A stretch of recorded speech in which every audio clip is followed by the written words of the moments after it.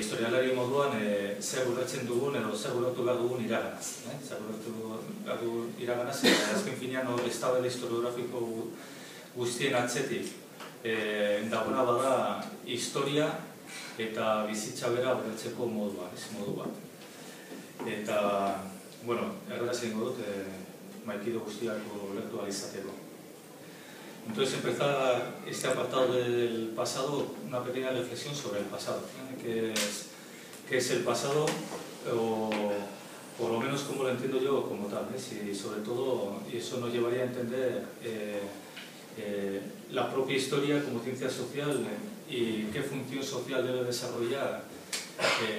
concretizarla, ¿no? Y eso nos va a dar un poco las pistas de por qué determinados miembros de las ciencias sociales hemos confluido en un movimiento popular como Nafarroa Bizirik, que es un poco, cuando menos extraño, ¿no? Cuando menos extraño. En efecto, yo entiendo el pasado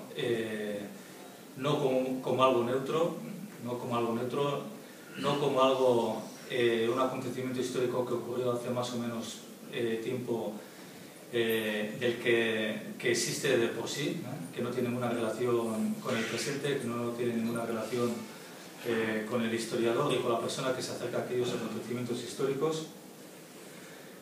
Cuando nos acercamos, en este caso, a acontecimientos históricos de hace 500 y de 800 años, lo que estamos haciendo es interpretar aquellos acontecimientos para sacar un poquito de luz lo que supusieron aquellos acontecimientos en la Navarra de hace 800 años, en la Navarra de hace 500 años, en sus gentes, pero también en la Navarra de hoy, ya en pleno siglo XXI, y cómo afectó todo aquello a lo largo de estos 500 años en el día a día de las gentes de aquí y cómo no, en la evolución político, social, institucional de aquel pueblo y de aquellas gentes, ¿no? Entonces, estamos hablando, y yo aquí estoy reivindicando contra la mayoría de los historiadores que hacen otra cosa, estoy reivindicando que la historia, si me importa, es por la función social que cumple. Es decir, si a mí el pasado me interesa, es porque nos va a ayudar a conocer mejor el presente, y porque nos va a dar pautas y nos va a dar la posibilidad de optar por construir el futuro que nos dé la gana. Y en este caso, por eso estamos hablando de recuperación de la soberanía arrebatada, aunque estemos hablando de hace 500 y de hace 800 años. Estamos diciendo pues que aquellos aciagos acontecimientos marcaron un antes y un después en la evolución de este pueblo, en la evolución institucional de este pueblo y en el vivir diario de las gentes de este pueblo. El debate historiográfico pues tampoco es nuevo. Igual hemos conseguido, aparte de la aportación que llevan haciendo un montón de gente, como Tomás Urzainqui, durante las últimas décadas, aportaciones científicas con publicaciones de libros, pero yo creo que si se ha conseguido precisamente sacar todas esas aportaciones a la calle y crear un debate ha sido precisamente por la confluencia de estas dos formas de entender la historia y la propia vida, la historia, la propia vida y el propio ser de aquel pueblo, de este pueblo llamado Navarro. El debate histórico no ha sido nuevo. Hay que partir de que todo pueblo conquistado y todo pueblo colonizado tiene la tragedia de que no tiene la capacidad de escribir sobre sí mismo. Eso no hay que olvidarlo nunca. A partir de la conquista de Navarra van a ser otros y otras, pero sobre todo otros, la mayor parte van a ser otros los que van a escribir sobre este pueblo, y entonces ahí también se va a producir una ruptura a nivel de transmisión cultural y una ruptura a nivel institucional, una ruptura a nivel intelectual que todavía la estamos pagando, Aunque se hayan hecho aportaciones muy grandes, pues evidentemente si no conseguimos que lleguen a las instituciones, a los medios de comunicación, a las aulas, que es fundamental, a las aulas de los colegios de nuestra chavalería, pues poco vamos a avanzar. El debate historiográfico se suele dar en momentos concretos, puntuales importantes, y en este caso no ha sido una excepción el año 2012. Los debates potentes que se dieron en el siglo XX, si le gusta el tema y quiere tirar de hemeroteca, tenemos a principios del siglo, en torno al en 1912, que fue el cuarto centenario de la conquista, que curiosamente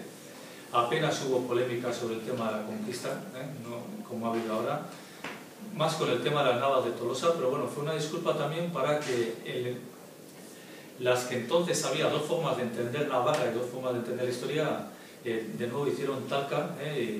y bueno, tuvo su reflejo en los periódicos de la época, como tendrá más tarde, una década más tarde, en torno al centenario, al cuarto centenario de la toma de Amaiur, de la derrota de Amaiur, en torno también a la supuesta creación de un instituto de estudios vascos, un instituto histórico que al final no salió, y en la prensa de entonces, que estaba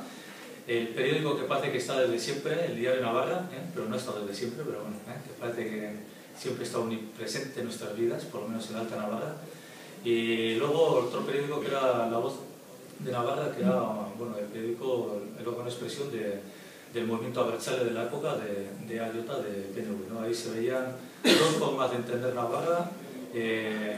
para nada complementarias, y se veía también las dificultades para que ese debate llegara a la calle, para las dificultades para que llegara a la calle. Y bueno, es muy interesante ir allí, pero bueno, ahí no me voy a alargar, pues bueno, las expresiones a favor del españolismo y de acabar ya con el peligro vasco y tal, simplemente por hablar igual sobre Amaiur o sobre Ignacio de Loyola. Bueno, por suerte creo que las personas de hoy que viven en este pueblo tienen la posibilidad de salir de esas sombras impuestas durante siglos de ocupación y de aculturación, impuestas tanto por España como Francia, ¿no? Igual aquí nos toca más hablar igual del tema del caso español, pero no es fácil, y los ejemplos son muchos, ¿no? Y sobre todo es muy significativa la dificultad que se plantea desde la supuesta intelectualidad de este país, incluso para abordar el debate. 4 años hemos estado debatiendo por barrios y pueblos y ciudades, y en un montón de mesas redondas nos hemos atascado. Depende de quiénes éramos los que estábamos en la mesa, y depende de quién era la gente que tomaba la palabra en el público. Eso hay que agradecerlo, que ha venido gente de todo tipo, que yo creo que ya está bien de juntarnos a oírnos lo que queremos oír, ¿no? Gracias a esos espacios ha habido realmente debates, han venido identidades confrontadas y muy diferentes, y en el caso de muchos debates se rompía el propio debate diciendo, pero bueno, ¿quiénes somos? ¿Quién es nuestro país? ¿Cuál es nuestro marco territorial de debate? Entonces no hay manera de empezar. Y yo les decía siempre, la verdad es que no me imagino a la Real Academia de la Historia Española en el primer punto del día decir que cuál es el marco de estudio de España y cuál es el marco cronológico, y pues andamos así, ¿no? Y es un poco la tragedia que tenemos en esa historiografía vasca que está todavía por construir. Bajando al pasado concreto histórico de Navarra, ¿qué es para mí Navarra o qué entiendo por ese pasado? Estamos hablando de un pueblo milenario asentado a ambos lados del Pirineo, que a lo largo de la historia se ha ido dotando de distintas estructuras políticas y organizativas para sobrevivir como pueblo. Un pueblo que entre los siglos V y VIII vivió una especie de soberanía, una especie en un espacio político prácticamente independiente, hasta que finalmente cayó bajo el imperio, o fue anexionado bajo el imperio de Carlomagno. Pero cuando hablamos del pasado de Navarra hay un momento clave, un momento clave que es el siglo IX, que lo va a determinar en adelante. Es aquel momento en el que después de una serie de batallas, después de una serie de enfrentamientos con otros pueblos, con los francos por el norte, con el mundo del Islam por el sur, hay un momento en el que después de una batalla, es muy conocida la batalla de Orleans del 778, hay una que es más importante todavía, que es la del año 824, donde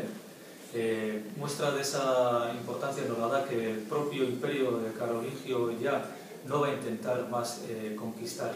Navarra, eso nos da entidad de la importancia, pero sobre todo fue que fruto de la alianza de los montañeses, de la familia Aritza, y las familias musulmanas del lugar, los Banu Qasi, de toda la ribera del Ebro, se unieron para dotarse de un instrumento que les garantizaba la supervivencia como pueblo. Ese instrumento político-administrativo pasaría a llamarse el Reino de Pamplona, y se dotó pues, la primera estructura estatal, digamos de alguna manera, que entonces era el reino. Una estructura que ha tenido una vida de 8 largos siglos, hasta que le ha sido arrebatada por la fuerza de las armas, no por la voluntad de las gentes del lugar. Igual eso lo dejo para hablar en la segunda parte. Tras una primera fase de estructuración interna que nos llevaría a hablar de la importancia que tuvo la conquista de los territorios navarros occidentales de 1200, no fue casualidad. El reino se estructuró gracias a las ciudades, ese gran elemento importante que nació en el siglo X, entre el siglo X y el XII, nos haría ver la tragedia que supuso la conquista de los territorios más occidentales, todo el proceso de urbanismo que se vio paralizado, como no en la salida al mar de otra serie de historias. Y el otro punto sería la conquista de la Alta Navarra, un proceso desde 1512 a 1530, que precisamente también vino en un momento histórico fundamental, en un momento histórico donde esos reinos medievales se estaban convirtiendo y iban a pasar a ser estados modernos, un proceso en el que ya había empezado la monarquía navarra, con Catalina y Juan, y un proceso que va a continuar trágicamente corto al otro lado del Pirineo durante 100 años, hasta el siglo XVII, hasta 1620, en que queda incorporada definitivamente, no, que todavía la historia está sin escribir del todo, la corona navarra bajo la corona francesa. Entonces, no olvidar esos 100 años, y con esto acabo, no olvidar esos 100 años de una historia olvidada, de una historia que no nos cuentan, esos 100 años de Enrique II, de Margarita Navarra, esos 100 años de las artes, de la cultura, del Centro Cultural de Sara, esos 100 años de las primeras publicaciones en euskera, los 100 años del primer libro en euskera de Bernat Etxepare, que no fue casualidad, el libro de Tamerón, el libro más leído en todas las cortes de Europa, donde clérigos y campesinos disfrutaban del sexo, algo impensable en la Navarra al sur de los Pirineos, con la Inquisición impuesta ya por los españoles. Y sin olvidar aquella Navarra de Juana III y la Biblia de Lizárraga, no porque sea una Biblia, sino para que veamos la importancia que tuvo el dotarse de un Estado que muchos otros desarrollos parciales o sectoriales se vieron también afectados de una manera trágica con el fin de ese estatuto, de ese Estado. Y para acabar, he apuntado aquí una frase, a ver si la digo bien. La tragedia de una Navarra que ya lo era mucho antes, que una España que aún sigue sin serlo. Así, para dar un poco para el debate. Vale. Muchas gracias.